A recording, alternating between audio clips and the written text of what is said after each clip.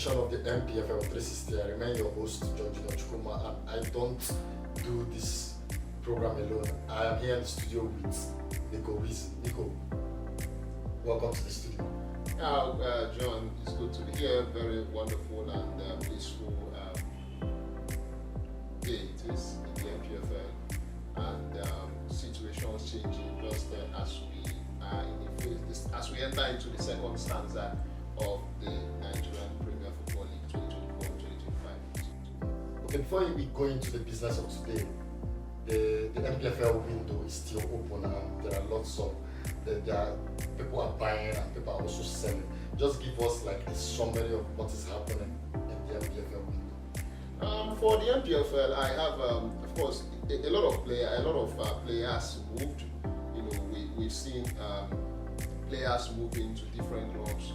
The other day it was, but it's just one thing about the Npfl is that they don't usually give the details of their transfer window, just like we see in Europe. In Europe, they will tell you Cristiano Ronaldo joined this club for a certain amount of money, the salary, everything will be stated, the negotiations, how it went, and everything will be reported. But at the end of the day, the Npfl is not like that. They prefer to keep their transfer records with their transfer deals their transfer deals. They want to keep it very secret. Between the two clubs? It's just between the two of them. They already know how they did the business. So how do they manage, like for example, how do they know a club has overspent or a club is overspending? For example, let me say the situation of what Man City is doing in the Premier League. 115 charges. Those kind of charges. How do they determine when these clubs are not actually making the right sales or doing the right things? I think I know that such rules do apply in the Npfl. Yeah. But the point is, this is Nigeria. Yeah. And in Nigeria, certain things are going the wrong way, and you don't get to. Sometimes you don't really understand. At one point, there was this rule in the Npfl that the basic salary of an Npfl player, no matter how, no matter what it looks like, you should not exceed. If the lowest earner in the Npfl should be at least 150,000 naira monthly. But at the end of the day, you see that some clubs underpay their players lower than that very amount. So these things do happen in the Npfl, and nobody's saying anything about it. And so I'm talking about the transfer rules, just like we have the strict ones in La Liga, and the one we have in the Premier League and the Bundesliga and all that.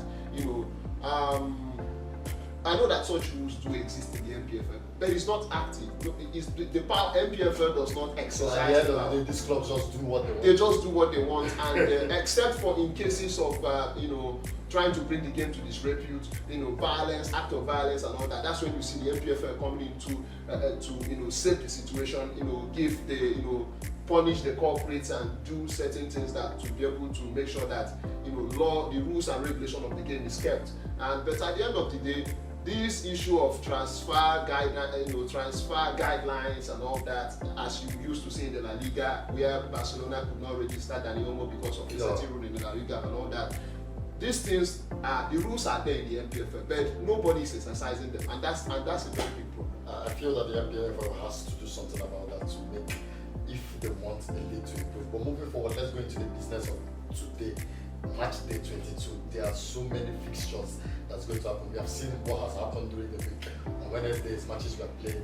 On Thursday, matches were played. So let's look into what will happen this weekend in the Npfl. I will be starting from Sunshine Stars versus Remo Stars. What do you think about that? After Sunshine Stars, a couple of games they have played, it's been very, very difficult season for them. And but at the end of the day, you look at a team that is still struggling and still trying to maintain their steez in the Npfl. It's really, really terrible for them. The form has been off and on for them. They get to win this, bulk of matches. They don't get to win the next 3 games. They just keep. But at the end of the day, you notice that Sunshine Stars is just a mid-table team. They just like the Evertons and the Bournemouths of the Premier League. They lost yesterday. That was on Tuesday, right? Yeah. Was it on Tuesday? On Wednesday they lost to Bayelsa United 4-1. 4-1. They lost that game to Bayelsa United. And Considering 4 goals, and they are presently 14th on the table, and they're going to be playing against the Remo Stars that topping the league. of course, Remo Stars, that game, just give it up to Remo Stars, because at the end of the day, you get to see a Remo Stars that is really determined to win the NPFL. These people, I'm telling you for a fact, these people are willing to win the NPFL. They are not here, when you look at their the way they finished the last couple of seasons, you understand that they are actually wanting to win the NPFL. The owner of the club is a serious-minded person, and you look at the way the club is being run. You look at their sister club Beyond Limits. You look at how they do things. You understand that at one point, you remember Beyond Limits qualified to the NPFL, only for them not to be allowed to. I was watching the Remo Stars match last game. It was against Abia Warriors. Abia Warriors surprisingly scored first 2 times, and these guys, the Remo Stars, came back to win that game 3-2. So this is the kind of stuff you expect from champions, from people that want to win the league. And I feel going into this game against Sunshine Stars, they should be able to go there and win that game. So your exact prediction for that game, what do you think will win? I think it's a 2-0 situation it's going to be a 2-0 win for Remo Stars, judging from their situation they are current for the NPFL. So moving forward, we're looking at Bendel Insurance versus Castina United. I know these 2 teams are 2 mid-table clubs. What do you think is going to happen in that game? Bendel Insurance up against Castina United. For Bendel Insurance, since Mondo Digue left, they have been trying to, re-strategize and get their acts right and start, behaving well and start doing well in the NPFL. But it's not been easy. Just like we have Lobby Stars employing Daniel Amokachi to do the needful, but he has been struggling all this while. So at the end of the day, we are going to witness a game that is going to that looks like it's going to strike a balance. At the end of the day, it might be. I'm not really sure who's going to win the game. You get to understand the 2 clubs, because I'm just looking at how they are performing this season. Yeah. And you understand that Bendel Insurance are actually 15th position on the table with that's 23 points. Then you look at Castina United, they are 16th on the table. So it's going to be a 2-sided. It's 23 points. The 2 of them have similar points. The only thing that is going to be differentiating them is maybe goal difference. So I think it's going to be like let's just say it's going to be a draw. It's just going to be a draw. Maybe a little home advantage added to it, but then Insurance are going to win. Just eventually win, of course. All right. Moving forward, let's look at Kano Pillars versus Bayelsa United. Kano Pillars this season is the season that we felt that they should be doing.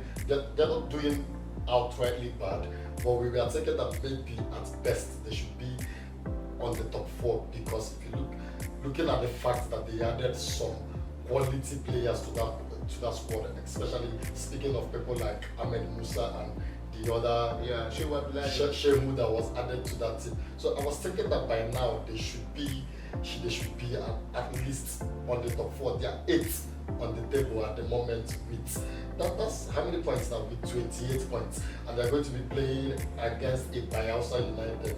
What do you think will happen in that game? Sorry. I think for Kano Pillars, let's say it's going to be a win, because the last couple of games they played, I think the last time they played on the match day 20, immediately after the game resumed, they lost 4-1. So you all get to understand this is a team that is trying to, Kano Pillars is actually a great club. No doubt about that. It's a great club in the NPFL, really recognized. But at the end of the day, they still have players who are still dedicated to playing for the club. Rabi Ali has been there all through, all this while. Even when he played for the Super Eagles at one point, he was still playing for Kano Pillars. Turned down days abroad to remain with Kano Pillars, and still the captain of the team, still leading them very well. So at the end of the day, Ahmed Musa is also there. Shehu Abdullahi, just like you mentioned, is also there. So these players, you don't really expect them to be at their best all the time, but at the end of the day, I believe Kano Pillars get to win. I think they should win. This is the kind of game that a top club, like you have mentioned, like the top club. When you talk about NPFL clubs, you talk about Kano Pillars. So I feel them being a top club and with the kind of squad they have, this is the kind of game that they should win. So your exact prediction for that match? I think a 1-0 or 2-0 victory for Kano Pillars. 2-0 victory. Alright. Moving forward, we are going to be looking at Rangers versus Ikorodu City. quite alright. I don't know what's happening to Rangers. Their last two games, they've lost. Their last two games, they actually lost. That's on Wednesday evening against an El Kanami Warriors. It was a surprising lose to me, even though that they were playing away, and we know the Npfl. Whenever a team is playing away, it's as if that they don't know what they're doing again. So they lost that match, and they lost the one before that one.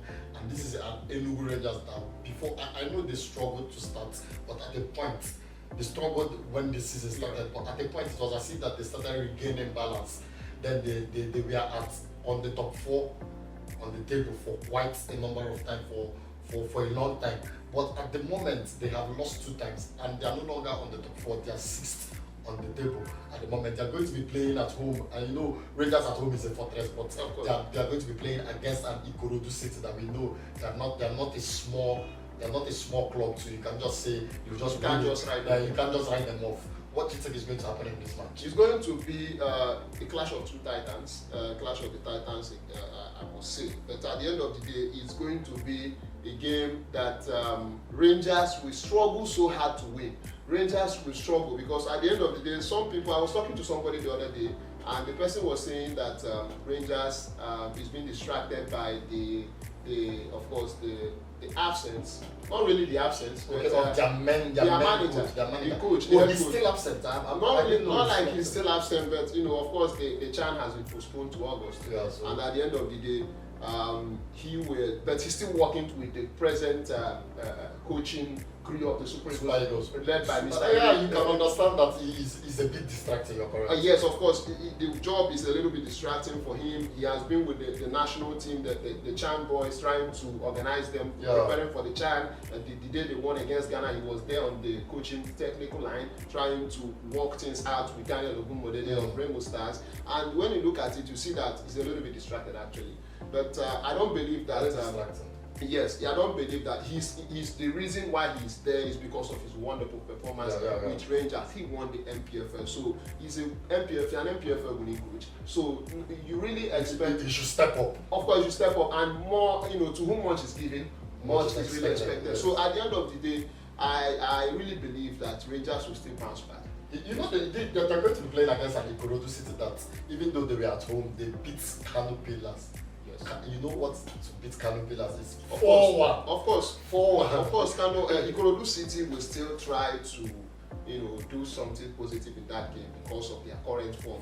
Yes, of course. We also have some of their players who are currently with the CHAN Eagles. Yes, of course. Some of their, I can remember, I think one of their strikers is with the CHAN Eagles. And you look at it, you also have Rangers players still in the CHAN. So at the end of the day, Ikorodu City is currently topping Enugu Rangers at the moment. They are 5th on the table. Of course. So when you look at it, you understand that it's going to be the clash of two titans. So at the end of the day, what do you think is going to happen? Maybe a narrow win for Rangers. All right, moving forward. We are going to be looking at Plateau United versus Shooting Stars. For me, Shooting Stars has not really started very well this season. Plateau United, on the other hand, and neither here or there, they are 2 mid-table. So Social Stars are actually 14th on the table, Plateau United 15th on the table. So I was actually very correct. They are 2 mid. We like call them mid-table. They are not mid-table, bottom table. 14th and 15th is very close to the relegation side of the table. 2 bottom table clubs coming together to play this weekend. Who do you think will win? I think it's going to be a very straight out victory for Shooting Stars, judging from. They're playing away. Yeah, of course. Shooting Stars is led by one of the best coaches in the Npfl. Well, so why has he's been struggling this season? It depends on the kind of players you give him to play with. So it's just like when you give a Pep Guardiola an Everton to work with. So no, you don't really. Of course, how do you expect him to do the magic? It doesn't work that way. You have a good coach, you also have good players. They work hand in hand. So at the end of the day, I'm not still underrating the players of Shooting Stars, but at the end of the day, they need to step up. That's the point. We know that in 2015, 2016 season, they settled Leicester City with unknown players like Jamie Vardy by then, N'Golo Kante, Mahrez. You're going for we are seeing what Nottingham Forest. I just want them to draw draw motivation from what Leicester did some years back. Of course, and to be able to get anybody can do it. This is football. Anything can happen.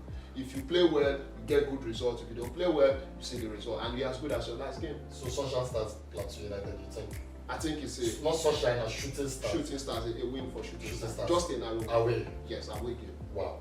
So moving forward, we're going to be looking at Kwara United versus El Kanami Warriors. El Kanami Warriors surprisingly are fourth on the table at the moment, and we saw how they won Rangers at home their last game. That was a 2-1 victory against Rangers, and they're going to be playing away to Kwara United, who are, I think they are 10th or 11th on the table at the moment. So what do you think will happen?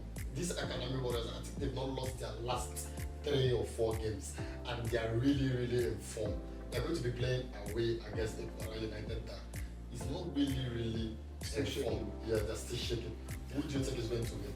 It's just a strong win for El Kanemi, because when you look at El Kanemi, they are very resilient. Yes. I think at one point they had the highest number of draws this season. Yeah. They are very. It shows how resilient they are. They can be able to surmount pressure. They can be able to absorb pressure even when it is coming. Football comes with pressure. You watch if you miss your chances, the chances will come back to haunt you. And even when the chances are coming back to haunt you, what did you do to be able to absorb that pressure when it comes? So I think El Kanemi Warriors is equal to the task. They can be able to surmount the pressure that will come with Kwara United. At the end of the day, we might be seeing an away win for El Kanemi in that very game. Yeah. All right. Very interesting thing. So moving forward, we are going to be looking at another match. The next match is between Lobby Stars versus Eyimba. Now, for me, Eyimba has not really performed how I would have thought they would perform this season. We saw Eyimba getting a new technical director, and they brought in a new coach. So bringing in this new coach, not just about the new coach also, we also saw them going into the transfer market and bringing in a Brown Ide, who is an experienced striker. And we saw them doing 2 or 3 more businesses, bringing in new players, but they're still 9th on the table. And I was looking at the statistics and I understood that Eyimba has really drawn games more than they have won games this season. What do you think is the problem with Eyimba? It's true they are going to be playing in Lobby Stars that are really on the bottom of at the relegation zone. But Eyimba for me has not really performed well. Do you think is because of the distraction that's coming from the Continentals, or do you think it's the coach, or do you think it's the players? I was listening to an interview that Brown Ide made, and he was saying something like the Npfl is still as bad as he left it. He was complaining about how the logistics is not fine, everything at the Npfl is dilapidated. So do you think these are some of the issues Eyimba are having, or do you think it's a peculiar issue that everybody is having and Eyimba should be able to surmount to these pressures? I think at the end of the day, I'm trying to remember what again. I'm just trying to draw what an American president was then. I think it's Bill Clinton. He said, "It's not what America does for you. What do you do for America?" You understand? So at the end of the day, you understand that the Npfl is really affected by the Nigerian system. Yeah. You understand? And we all know what the Nigerian system is. So, but at the end of the day, Brown Ide, like he said, is not lying. The Npfl had really had some improvements actually, but there are still too many setbacks. Yes, there are still too many things to be done. Yes, he actually played in the Npfl, so he really understands the league and what it is. He played with Ocean Boys before he traveled to Switzerland to play for Neuchâtel Xamax. And at the end of the day, you understand that Eyimba is really the players are fatigued. They need some rest. Yes, the players are fatigued. You can't play. You can't be traveling. You play in the Npfl. And mind you, it's not as if they are traveling to. Mind you, it's not as if the conditions of these transportations is actually very. When it comes to Europe, they travel like this and they play a number of matches too. But because the logistics are better. Yes, there are better plans. So for me, I think I agree with you. But let's go into this particular match against the Lobby Stars that are struggling so well this season. Do you think it's a game that Eyimba will use to bounce back? Daniel Amokachi would not like to lose his job. Of course, he would not like to lose what puts food on his table. Yeah. At the end of the day, he would like to not just about losing what puts food on his table, but also trying to preserve his name. His name, yeah. Daniel Amokachi is a legend in the game of football. When you mention, the national team heroes, the people who played football to a certain level, you understand a certain Daniel Amokachi scored the first Champions League goal, the first UEFA Champions League goal back in 1992 when the game was when the league, the entire competition was rebranded to the name he used to is answering today. And you understand he did that while he was playing for Club Brugge. This is a record that has been there over the years. You understand the caliber of person he is. He played in the national team. If not for injuries, he would have played longer. You feel with these qualifications, you wouldn't want to just his name, you wouldn't want to soil his name. Yes, of course, soil his name. I'm talking of this particular match at the moment. At this game, he's playing against Enyimba that has one of the most, if not the most experienced coach in the Npfl right now, Stanley Ekuma. They sacked Remi Olariwaju to bring in Stanley Ekuma, who won the Npfl with Rivers United. So you understand, Stanley Ekuma is also experienced. He if not that he came in so late, actually came in so late. I think Rivers United, not Rivers this time, but Enyimba could have been somewhere in the Continentals right now, competing in the Continental with the likes of MC Ojas and all that. But at the end of the day, they are out of the competition already, and so they need to focus on the league. So I believe it's going to be a very tight situation at the end of the day. Maybe we are going to be seeing a draw because Mokachi is playing from the home front. Yes, he will not want to lose his job. He will not want to also soil his name. So he wants these boys to do well. And we also have Joseph Atule. I think he won at one point. He played for Lobby Stars. So it's going to be a lot of there is some emotions attached to this game. So at the end of the day, it's going to be of course very difficult. This is revealing. I didn't know that Atule played for. Yes, Atule once played for Lobby Stars at one point of his career. And wonderful player. I watched him during the Continental. Very wonderful player. Let's move forward. Talking about legends of the game, Finidi George, Rivers United is playing away against the Heartland FC. First of all, let's start with Finidi George. Do you think he has done well so far? These two teams, Vital Rights, have legends that are actually coaching these clubs. How do you think these two coaches, that's Finidi George and the Heartland coach, how do you think they have been faring so far in their teams? And what do you think is going to happen in this match? I think for Finidi has done a lot this season for Rivers United. He has really done a lot for them this season, and he has really shown that he's not just a pushover. You look at his experience working abroad with Real Betis. You look at his experience, becoming the coach of the Super Eagles. Also look at his experience lifting the Npfl with Enyimba. So you get to understand that he's really experienced. He also played the game, so he understands the situation. How the game is done. How the things are. My question is that, do you think he's doing well at Rivers United? Of course, he's doing well. The records are there. He's doing greatly at Rivers United. But there is every need for improvement at the end of it. What of the coach of Heartland? What's his name again? Emmanuel Amuneke. Amuneke, is he doing well at Heartland at the moment? Do you think he's doing well at the moment? I believe Emmanuel Amuneke needs to step up. At this point, he needs to step up, and it is also an opportunity for me to call on the Imo State government to also provide him with the necessary logistics he needs to be able to get the assignment done. Of course, they rely so much on him because of his his CV, the name. Yes. Emmanuel Amuneke rings a bell in African football. This is a player who wants, who at one point during his football career played for FC Barcelona.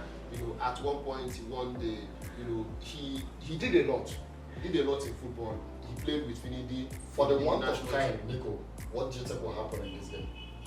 I think at the end of the day, it's going to be somehow a win for Rivers United. Alright. Moving forward, let's look at Abia Warriors versus Akwa United. What do you think will happen in this game? Abia Warriors, for me, Abia Warriors is one of the teams that I think has been there. For me, it's true that they are seventh on the table, on the league table at the moment, but I feel that they're a team that have really performed really well this season. I like the way they play. I like how they've been. And even their last match, that is against the league leaders, Remo Stars, you can see that they were able to score 2 goals, even though that they later lost that match. But I like that these people are ready to compete anytime, any day. They're going to be playing against an Aqua United that are almost bottom table They're actually 19th on the table with 20 points. What do you think will happen looking at the fact that Abia Warriors are going to be playing in Aba, their home front? Another home added advantage to them for Abia Warriors, and a game they are going to win. Because you look at Aqua United, the team has not really done well since they actually won the Npfl some years back. Things has turned out to become so difficult for them. And at the end of the day, this is one of the most highly financed teams in the Npfl. You talk about it a lot. Why is the team financed and they're not doing well? Is it from the coaching crew, or is it that they're not buying the right players? What's really happening? That means you look at the administrators of the club, the people who governs the club. And you understand, of course, sometimes things are not really done well in the country. You look at the strategic point of the club. You look at the leadership of the club. You look at how the club is run. Who assigns duties to everybody? Who does this? Who does that? You understand all these things. Has something to do with the management of the club. So at the end of the day, you also look at, because if they have a good management, they might have a good management, but they will be employing coaches that are not ready to work. At the end of the day, these coaches are after the contracts they have. Some of them, you give them contracts, and at the end of the day, you terminate the contract. He goes home with the money given to you pay him off. So they are after the money. Some of these coaches, they are not really after. Some of them, they don't really want to work. What they just want to do is get the contract, seal off. He has the contract is terminated. He goes on with his money. All right. So this game, you think Abia Warriors can win? At the end of the day, it's going to be, due to home advantage, a win for Abia Warriors. Finally, for this week, we are going to be looking at Nasarawa United versus Niger Tornadoes. Nasarawa United, I don't know what is going on. They are last on the league table at the moment, 19 points. And this is a team that started well. This is a team that started really well. We saw them having, at the point, the highest goal scorer. Yeah. That's Anas Yusuf was from the team. But at the point, they started dropping, and the next thing we saw them at the bottom of the table. They are going to be playing against a Niger Tornadoes that they're not here. They're just at the middle of the 10th position, and they've been able to garner 27 points. What do you think is going to happen? I think it's going to be a win for Nasarawa United. Teams do pass through phases. Yeah. I can remember Doma United last season. At one point, they were 6th on the league table, and something happened. The team had an accident. Yeah. The first team players got injured and all that, and then the next thing they got relegated. Okay. So you understand these things. Manchester United, they happened to them back in the 1950s. These things do happen. We have Capoeira in Brazil. This thing happens. So teams go through phases. So I think Nasarawa United is not left out of that particular phase. I believe they can still bounce back, and maybe starting from this game. All right. Yeah, it's been wonderful to have you in the studio once again, Nico. Whenever we're in the studio, you're passionate about this thing. You like the Npfl, and you always have something to say when it comes to the games that happen in the Npfl.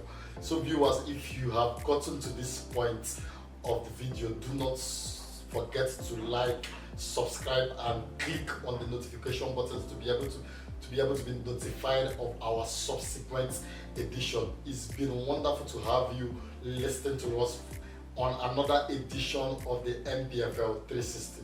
Let's do this again next week.